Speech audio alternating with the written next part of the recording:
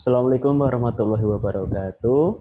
Bertemu lagi dengan Pak Fian ya dalam video pembelajaran kelas 3 tema 5 subtema 3. Ya, kali ini Pak Fian akan mengajarkan kalian tentang materi tentang SPDP yaitu seni dekoratif ya.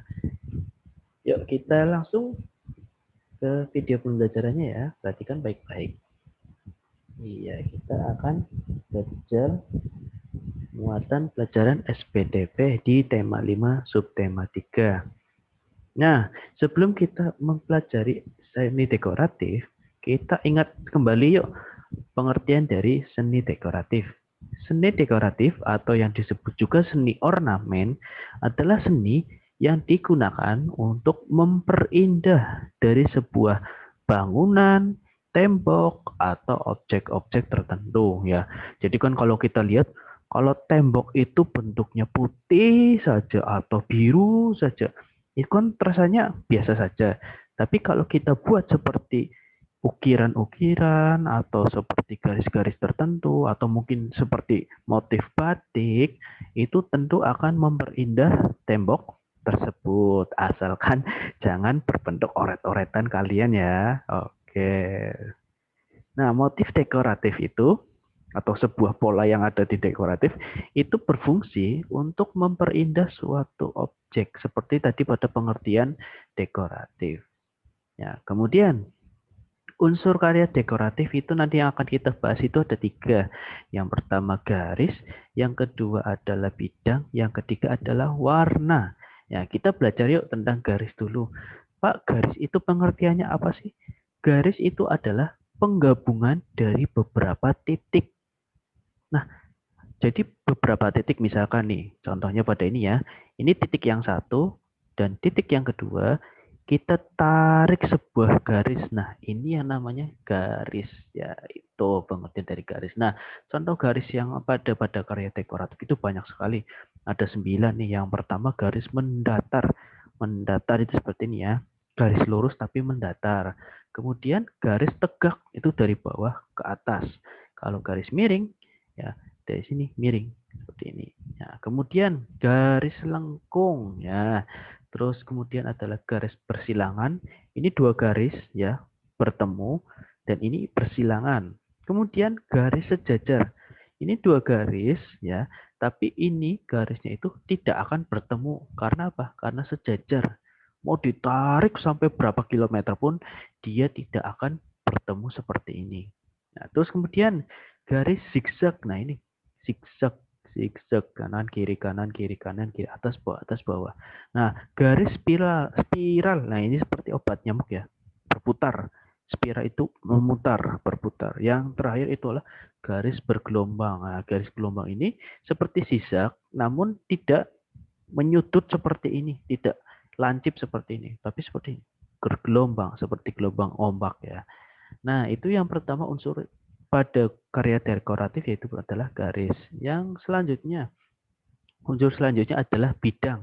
Bidang itu adalah gabungan dari beberapa garis. Nah, contohnya bidang itu yang pertama segitiga. Segitiga itu merupakan gabungan dari 3 garis nih. 1, 2, 3. Terus persegi merupakan gabungan dari 4 garis yang sama panjang. Ini 1, 2, 3, 4 garis. Semuanya itu sama panjang. Tidak ada yang berbeda. Nah, itu yang namanya persegi. Kemudian lingkaran merupakan pertemuan ujung pangkal dan ujung garis lengkung yang membentuk sudut 360 derajat. Jadi garisnya ini melingkar ya. Dan ini sudutnya adalah 360 derajat. Kemudian yang terakhir itu adalah persegi panjang. Merupakan gabungan dari 4 garis sama seperti persegi.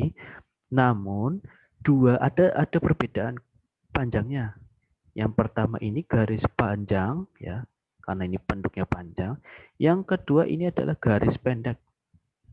Atau biasanya kalau nama persegi panjang itu lebar. Ya, ya unsur yang ketiga itu adalah warna.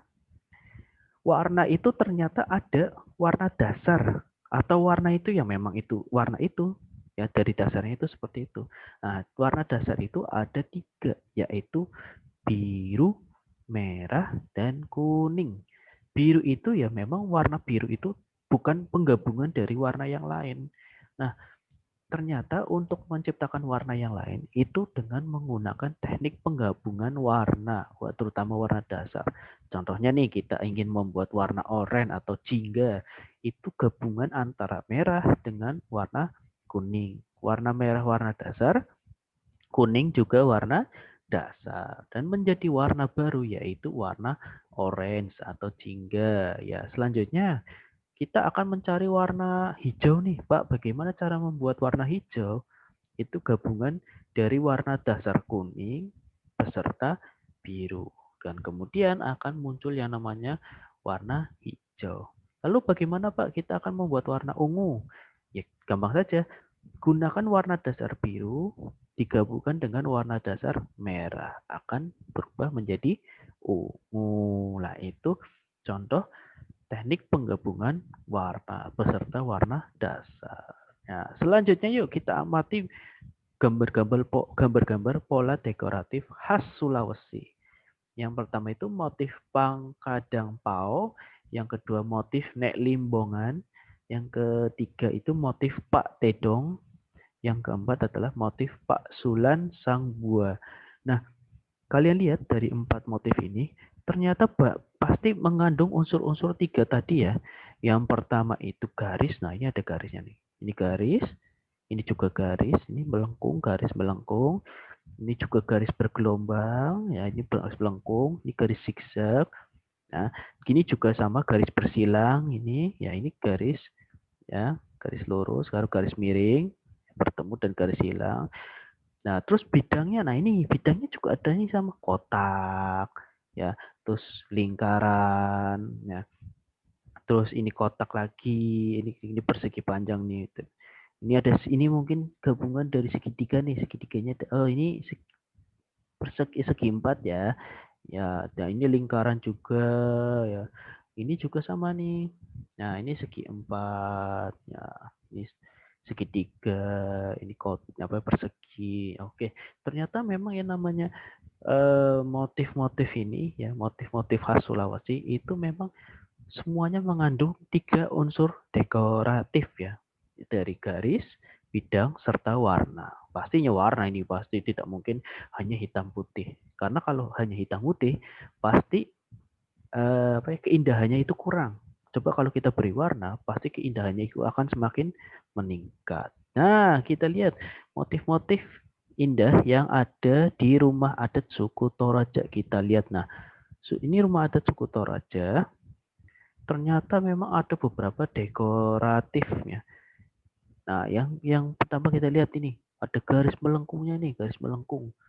Nah, ini garis melengkung, terus ada garis lurus vertikal, ya, garis lurus horizontal juga ada. Garis miringnya juga ada nih, ini garis miring, ya, ini garis melengkung, ya. Terus kemudian garis-garis bergelombangnya mungkin tidak ada ya. Dan selanjutnya ada bermacam-macam garis lainnya, ada garis bersilang juga ada. Nah, kemudian kita lihat bidangnya. Nah, ini bidangnya nih ada nih. Ini bidangnya persegi panjang ada.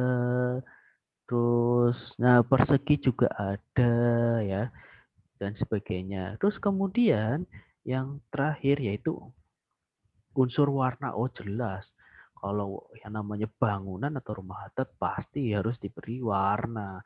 Karena kalau tidak ada warna itu akan monoton atau biasa saja ya. Oke, itu saja yang bisa Pak Fian sampaikan. Mudah-mudahan bisa bermanfaat bagi anak-anak semua ya.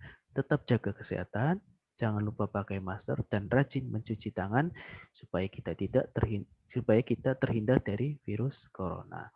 Oke, terima kasih. Apabila ada kata-kata Pak Guru yang kurang berkenan atau yang salah, Pak Guru minta maaf. Assalamualaikum warahmatullahi wabarakatuh. SD Isyania Gajah Mada, sekolahnya para juara.